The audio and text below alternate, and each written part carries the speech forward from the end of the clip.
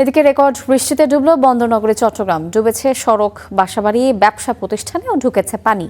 এতে দুর্ভোগে পড়েছে নগরবাসী। পরিস্থিতি মোকাবেলায় ব্যবস্থা নেওয়া হয়েছে বলে দাবি করছে সিটি মেয়র। আরও জানাচ্ছেন সৈয়দ তাম্মিম মাহমুদ।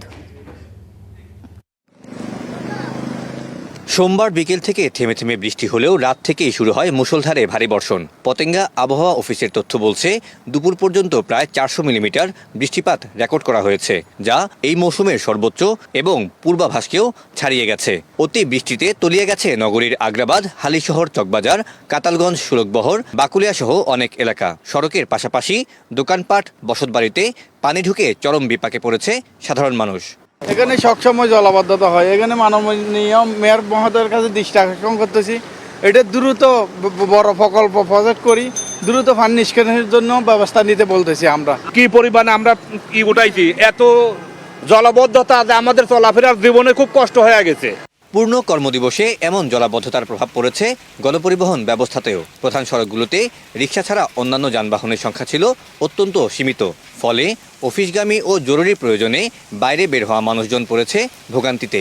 প্রবল বৃষ্টিতে লালখান বাজারে গাছ ভেঙে পড়ে এবং বিমানবন্দর সড়কের একটি অংশ ধসে যাওয়ায় বেড়েছে দুর্ভোগ।